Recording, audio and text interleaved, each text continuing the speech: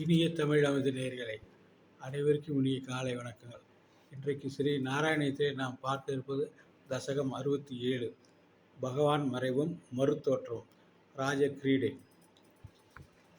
தாமரை மலர் போன்ற கண்களுடைய பெண்கள் பேரானந்த வடிவாக விளங்கிய உன்னிடம் போக லீலைகளை அனுபவித்ததால் பேரானந்தம் அடைந்தால் கூடவே மிகுந்த செருக்கையும் அடைந்தனர். கோவிந்தனே, இவன் இலக்கியமின் கணவன், அனைத்து மக்களின் மனதை கவர்ந்தவன், கபடமில்லாமல் இடத்தில் மயங்கி ஒட்டிக் கொள்கிறான் என்று செருக்கினால் கொண்டிருந்த அந்த பெண்களின் நடுவிலிருந்து திடீரென்று நீ மறைந்து விட்டாய்.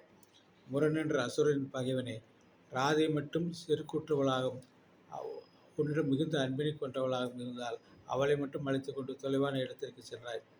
அங்கே அவளோட ஆசையுடன் இன்புற்றிருந்தாய். பகவானே, நீ மறைந்தவுடனே தாமரை மலர் போன்ற நீண்ட கண்களுடைய அந்த பெண்கள் பெரிய துன்பத்தை அடைந்தார்கள். பின் ஒன்றாக காடுதோறும் சென்று உன்னை தேடி அளவற்ற வருத்தத்தை அடைந்தார்கள்.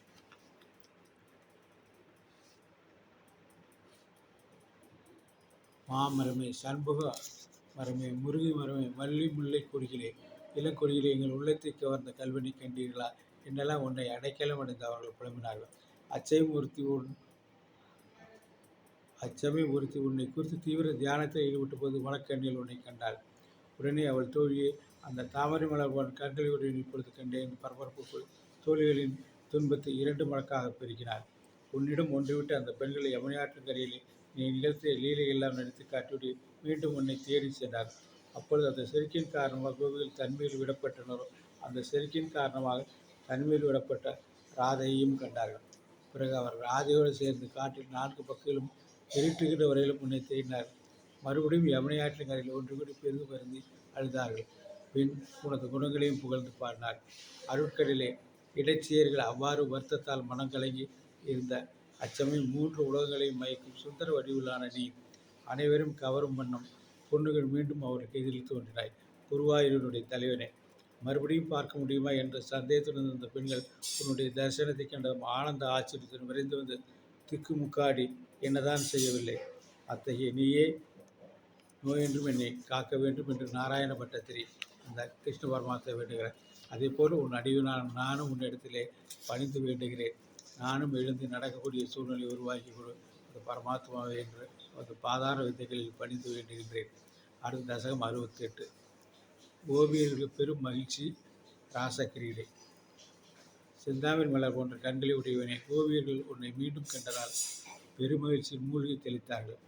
அமுதமழை பொழிந்துபோல் அவர்கள் உடலும் உள்ளமும் குளிர்ந்து சிறிது நேரம் அசைவிட்டு நின்றார்கள். அதன்பின் ஒருத்தி பயமின்றி உன் கை ஆகிய தாமரை மலரை விரைந்து பிடித்து பெரிய மார்பகத்தில் வைத்துக்கொண்டு நீண்ட நேரம் மெய் சிரித்து நின்றாள்.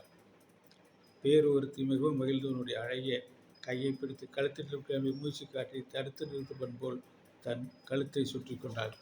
வேறு ஒருத்தி வெட்கத்தை விட்டு நீ வென்ற வெற்றிலேயே உனது வாயிலிருந்து தன் வாயில் எடுத்து தன் விருப்பம் நிறைவேற்றியலானாள். சிறிதும் இயக்கமில்லாமல் காட்டில் என்னை தெரியா விட்டு சென்றாய். இப்பொழுது உன்னை யார் தொடுவாள் என்று கண்ணீர் நீர் கூறி கோபியால் சினந்து பார்க்கப்பட்ட அல்லவா. இவ்வாறு பலவிதமான மகிழ்ச்சியுடன் தெளித்த கோபியுடன் யமுனையாற்று கரையில் கூடினாய். அங்கே குங்குமம் படிந்த பிரகாசிக்கும் மிருதுவான மேலாடைகள் ஆனந்தப்பட்ட ஆசனத்தில் அமர்ந்து மங்களமூர்த்தியாக விளங்கினாய். அப்பொழுது கோபியர்கள் கருணை என்பது எத்தனை விதமாக உள்ளது.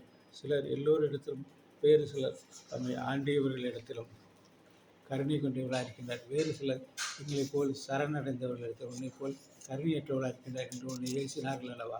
உடனே நீ அவர் நோக்கி, என் அருமை பெண்களை, உங்கள் அன்பு குறைந்து விடுமோ என்று அஞ்சும் என்னை கல் நெஞ்சன் என்று ஐயரவே வேண்டாம். என்னிடம் உங்கள் அன்பு அதிகமாவதற்காக இவ்வாறு மறைந்து போனேன் என்றாய். இப்பவே மேலும் நீ உயிரானவர்களை கேளுங்கள். எனக்கு உங்களை போன்ற விருப்பமானவர்கள் வேறு யாரும் இல்லை.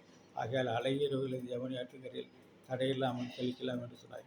குருவாயூரனுடைய தலைவனே, கோபியர் உன் சொல்லை கேட்டு மிகுந்த மகிழ்ச்சி அடைந்தால் அவர்கள் ராசக்கிரியில் மகிழ்ந்த நீயே என்னை பின்னிருந்து காக்க வேண்டும் என்று அந்த நாராயண பட்டத்திரி கிருஷ்ண பரமாத்மா வேண்டுகிறார்.